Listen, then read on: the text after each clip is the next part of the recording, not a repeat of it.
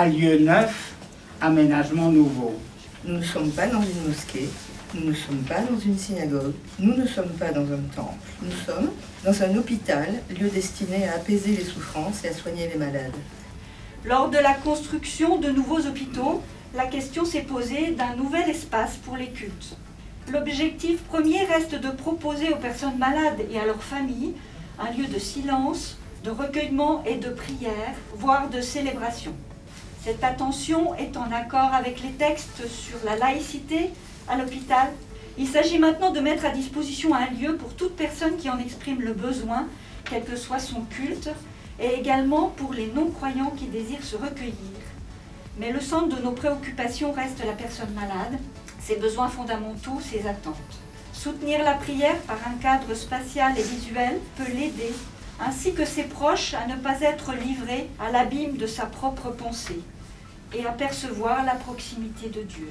Pouvoir vivre des temps communautaires, donc dans un lieu plus vaste que la chambre, garde toute sa pertinence et resitue la personne dans son sentiment d'appartenance, la reconnaissant en tant que personne hors du contexte de la seule maladie.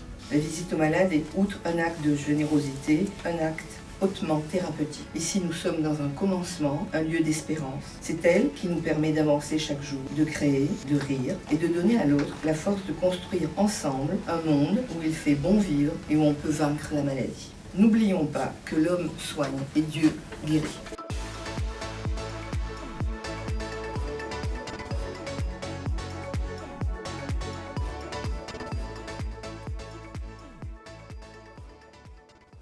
Au cœur de ce lieu a été placée l'image d'Épinal réalisée par Jean-Paul Marchal qui représente les cultes dans la Cité des Images.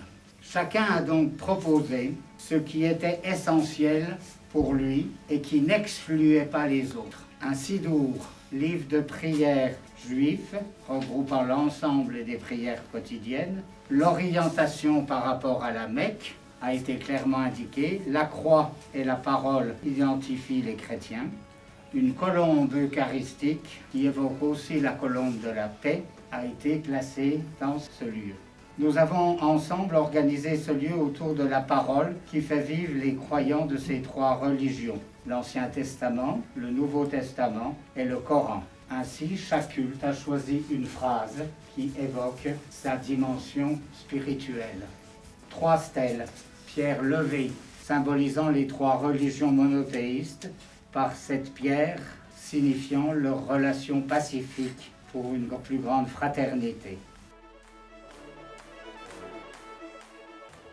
Nous devons ce tableau à Laszlo Molinaghi et le titre de cette composition de 1924, A.XX.